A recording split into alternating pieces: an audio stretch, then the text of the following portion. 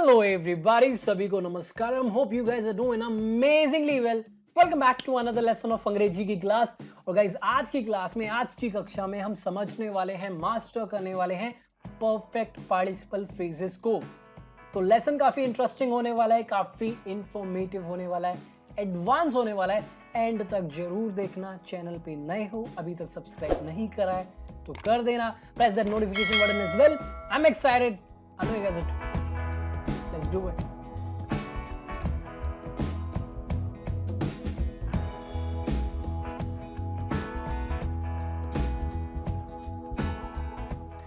Alright everybody, let's start with understanding what exactly a perfect participle phrase is. सबसे पहले समझ लेते हैं कि perfect participle phrase है क्या, किस बल्ला का नाम है.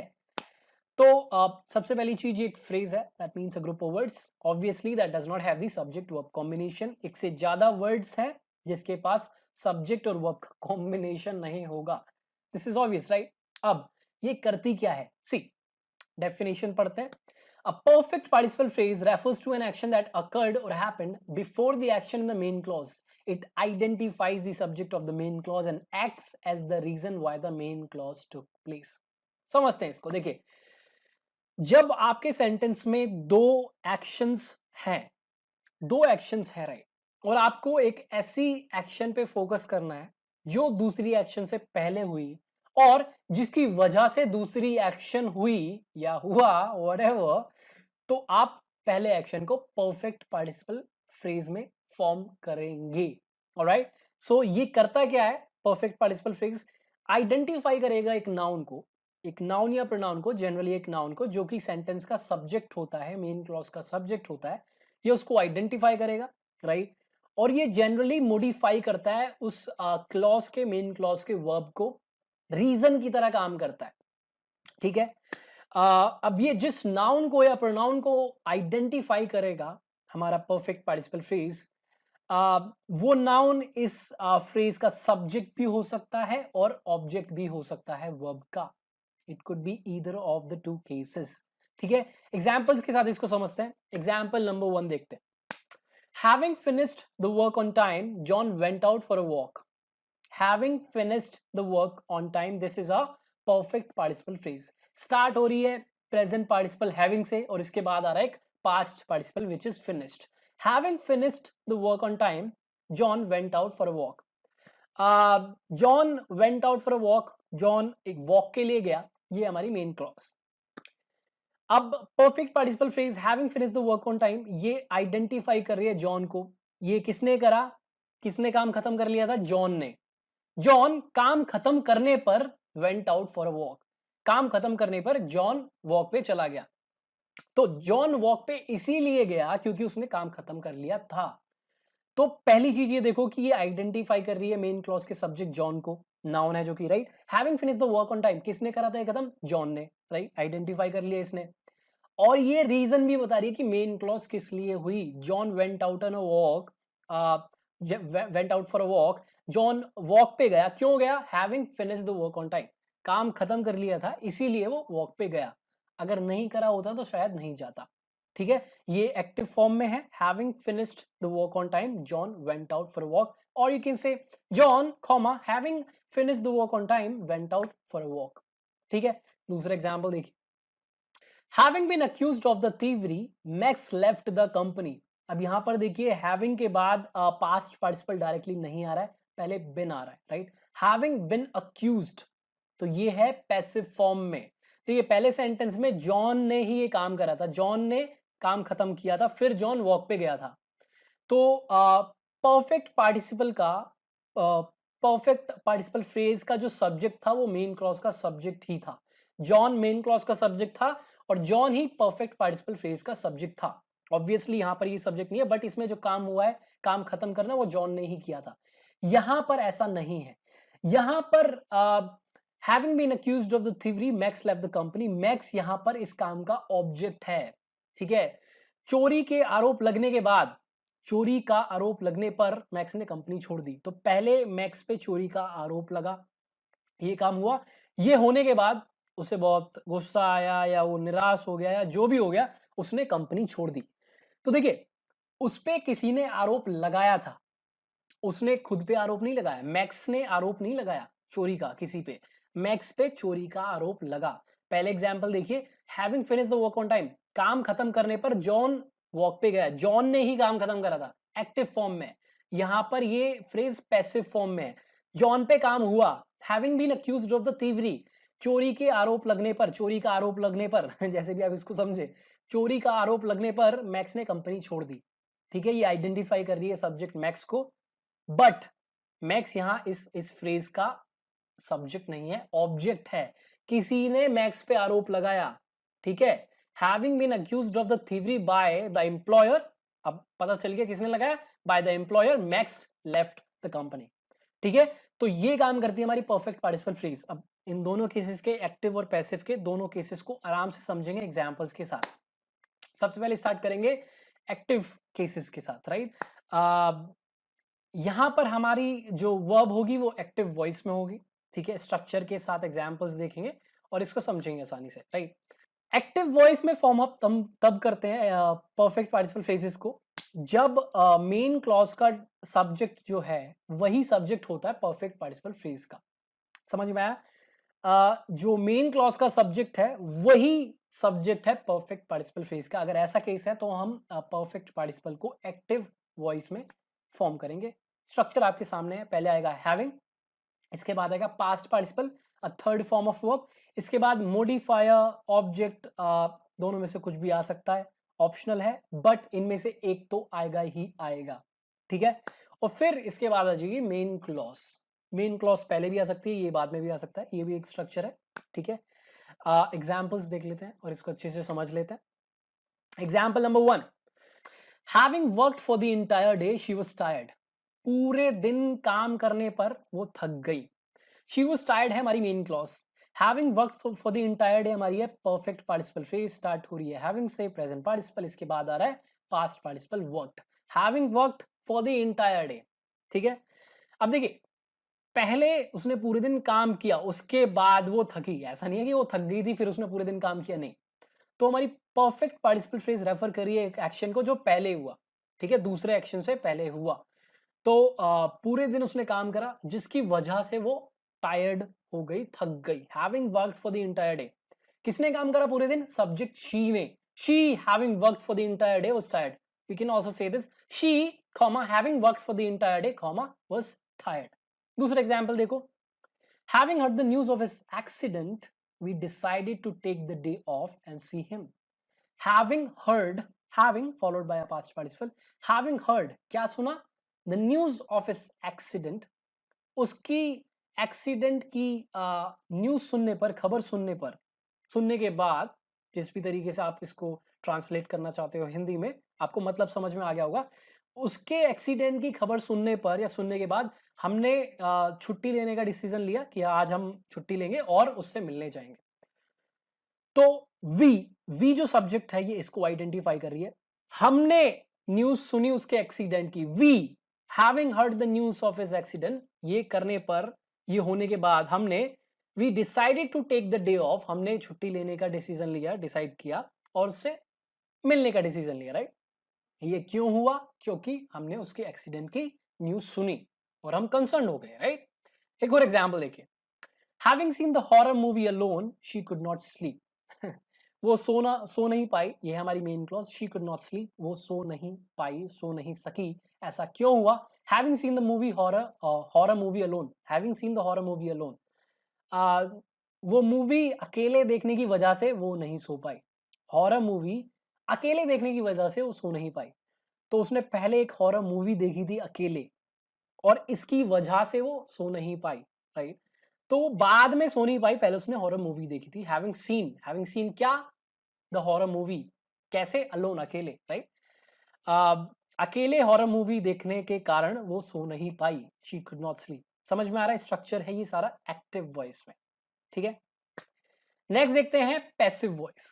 पैसिव वॉइस में हम कब फॉर्म करेंगे परफेक्ट पार्टिसिपल फ्रेजेस को, perfect participle phrases formed in the passive voice when the subject of the main clause, जब main clause का subject is not the subject of the perfect participle phrase, is the object of the verb in the perfect participle phrase. If that is the case, we'll use the passive voice. हमारी perfect participle phrase passive voice में होगी जब main clause का subject हमारी perfect participle phrase का object होगा, वो आपका सब्जेक्ट नहीं। समझ में आया? इस केस में हम परफेक्ट पार्टिसिपल फ्रेज को पैसिव वॉइस में यूज करेंगे। स्ट्रक्चर आपके सामने है, कुछ चेंज नहीं होगा। हैविंग के बाद बस बिन आ जाएगा। आपकी स्क्रीन पर स्ट्रक्चर है। एग्जाम्पल्स देखते हैं और इसको मास्टर करते हैं। Let's do it. Example number 1, having been given the day off.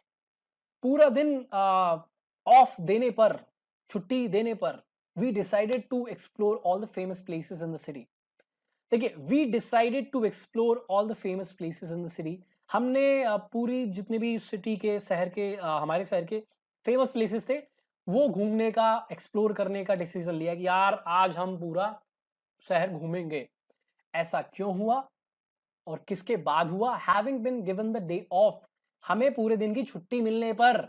हमने देखो छुट्टी दी नहीं, ये काम हमने नहीं करा। काम क्या है यहाँ पर? गिवन, देना। ठीक है, ये है परफेक्ट पार्टिसिपल में एक्शन, परफेक्ट पार्टिसिपल फ्रेज में एक्शन। क्या काम है? देना। इसको मेन क्लॉज के सब्जेक्ट ने नहीं करा, उसको ये रिसीव हुआ। हमने डिसाइड किया, ये है मेन क्लॉज का एक्शन जो सब्जेक्ट नहीं करा, वी ने। वी डिसाइडेड, हमने काम करा, ठीक है, डिसीजन लिया, लेकिन हम पे काम हुआ परफेक्ट पार्टिसिपल फ्रेज में, right? Having been given the day off, हमें पूरे दिन की छुट्टी मिलने पर, किसी ने काम किया, that is not important. Having been given the day off, पूरे दिन की छुट्टी मिलने पर, वी, किसको मिली है छुट्टी? वी, हमें। We decided to explore all the famous places in the city. Got it? Second example, having been selected for the trip to London, I was ecstatic and thanked God for the opportunity. Having been selected, having been selected, having been followed by a past participle. Having been selected for the trip, किसके लिए? Trip के लिए। कहाँ की? To London. Trip की, London की trip के लिए चुने जाने पर आई वॉज एक्साइटेड, मैं बहुत ज्यादा मतलब प्रफुल्ल था, and thanked God for the opportunity, मैं बहुत ज्यादा प्रसन्न था, प्रफुल्ल था, और मैंने भगवान को इस अवसर के लिए, इस अपॉर्चुनिटी के लिए धन्यवाद किया। कब किया? क्यों किया? ट्रिप के, लंदन की ट्रिप के लिए चुने जाने पर। ये किस पे हुआ काम? मुझको चुना गया। हैविंग बीन सिलेक्टेड, किसको सिलेक्ट किया गया? मुझे, आई, जो कि मेन क्लॉज का सब्जेक्ट है, जो परफेक्ट पार्टिसिपल फ्रेज में रिसीव कर रहा है काम को, कर नहीं रहा काम, रिसीव कर रहा है, इस पे काम हुआ। सिलेक्ट इसको किया गया किसी के द्वारा। Having been selected for the trip to London by his managers, और बाय रीना, और बाय राहुल, और बाय एनीवन। ठीक है, कोई भी डूअर हो सकता है। I was ecstatic and thanked God for the opportunity. Got the point? एक और एग्जाम्पल ले लेते हैं यार। Having been bullied multiple times, he decided to learn self defense. अब मेन क्लॉज क्या है? He decided to learn self defense. उसने सेल्फ डिफेंस सीखने का डिसीजन लिया। ठीक है, अब ऐसा क्यों हुआ? Having been bullied multiple times, बहुत बार बुलीड होने पर, बुलीड समझते हैं आप? जब किसी को कोई परेशान करता है, ठीक है, उसके साथ छेड़खानी करता है, तो हम उसको बुली बोलते हैं। ठीक है, बुलिंग बोलते हैं, उस व्यक्ति को हम बुली बोलते हैं। तो उसके साथ बहुत बार छेड़खानी होने के बाद या होने पर उसने डिसीजन लिया कि वो सेल्फ डिफेंस सीखेगा। तो किसको बहुत बार बुली किया गया? ही, सब्जेक्ट को, मेन क्लॉज के सब्जेक्ट को। He, having been bullied multiple times, decided to learn self defence. Got the point? तो उम्मीद है आपको समझ में आ गया कि परफेक्ट पार्टिसिपल फ्रेज क्या है, कैसे यूज करना है। अगर आपके पास दो एक्शंस हैं सेंटेंसेस में, कॉन्टेक्स्ट में, उस सिचुएशन में, और आपको फोकस करना है पहले वाले एक्शन पे जो पहले हुआ, और वो एक्शन एक तरीके से रीजन की तरह काम कर रहा है मेन क्लॉज का, दूसरे वाले एक्शन का, तो आप उस पहले वाले एक्शन को परफेक्ट पार्टिसिपल फ्रेज के रूप में प्रकट करेंगे। समझ रहे हैं? ठीक है। अब नेगेटिव अगर आपको फ्रेजेस फॉर्म करनी है, परफेक्ट पार्टिसिपल फ्रेजेस नेगेटिव, तो कैसे फॉर्म करेंगे? Is it possible? Yes, it is possible. How is it possible? भाई साहब, नॉट, वर्ड नॉट का यूज करिए हैविंग से पहले, दैट्स इट। चाहे एक्टिव फॉर्म हो चाहे पैसिव फॉर्म है, अगर आपको उसको नेगेटिव करना है कि ये नहीं होने पर ये हो गया, है ना, टीवी खाना खत्म नहीं करने पर मुझे डांट लग गई, है ना, तो आप बस नॉट का यूज करें। एग्जाम्पल्स आपके सामने यार, देख लो। Not having studied well we failed the exams. अच्छे से पढ़ाई ना करने पर हमने नहीं करी पढ़ाई, we failed the exams, active voice. Not having been respected for his work, उसके काम के लिए उसको पर्याप्त मात्रा में इज्जत ना मिलने पर jolly left the company and started his own business. Jolly ने कंपनी छोड़ दी और अपना खुद का बिजनेस स्टार्ट करा। ऐसा क्यों हुआ, कब हुआ? जब उसके काम की इज्जत उसे नहीं मिली। नॉट आ गया हैविंग से पहले। That's it. अब पोजीशन की बात कर लेते हैं यार। ऑलरेडी आप समझ गए, फिर भी बात कर लेते हैं और अच्छे से क्लैरिटी मिलनी चाहिए यार। देखो, जीवन में क्लैरिटी की जरूरत है, रट्टा नहीं मारना, क्लैरिटी चाहिए। तो पोजीशन क्या क्या हो सकती है परफेक्ट पार्टिसिपल फ्रेजेस की? 3 पोजीशन। सबसे पहली, before the main clause, before subject identifies, जिस नाउन को ये आइडेंटिफाई करेगी उससे पहले। अभी तक हमने यही देखी है। दूसरी, right after the subject, right after the noun और प्रोनाउन इट आइडेंटिफाइज, जिस भी नाउन या प्रोनाउन को ये आइडेंटिफाई करती है या करेगी उसके बिल्कुल बगल में, राइट में। तीसरी, after the main clause, main clause के एंड में। एग्जाम्पल्स देख लेते हैं और इसको समझ लेते हैं। Having hit 1 million subscribers, 1 million subscribers मिलने पर Ashish threw a huge party and celebrated it with his family and friends. Ashish ने एक बहुत बड़ी सी पार्टी थ्रो करी, ठीक है, और सेलिब्रेट करा उसको अपने फैमिली और फ्रेंड्स के साथ। कब किया, किस वजह से किया? 1 मिलियन सब्सक्राइबर्स मिलने पर। इसके बाद ये होने पर, इसके बाद उसने डिसाइड करा कि यार पार्टी करेंगे और इसको सेलिब्रेट करेंगे फैमिली और फ्रेंड्स के साथ। तो देखिए, जिस भी सब्जेक्ट को ये मॉडिफाई करी है इससे पहले आ रही है, कॉमा का यूज होगा। बिगिनिंग में आई है तो कॉमा का यूज होगा, हर जगह यूज होगा। अभी देखिए दूसरी पोजीशन, देखिए सब्जेक्ट के बाद में, यहां पर हम आशीष के बाद में यूज करेंगे। तो इसको हमें ऑफसेट करना पड़ेगा कॉमा का यूज करके। देखिए करा हुआ है, Ashish comma having hit 1 million subscribers comma threw a huge party and celebrated it with his family and friends. ठीक है, इस तरीके से भी हम इसको यूज कर सकते हैं। एंड में भी यूज कर सकते हैं, मेन क्लॉज के बाद में।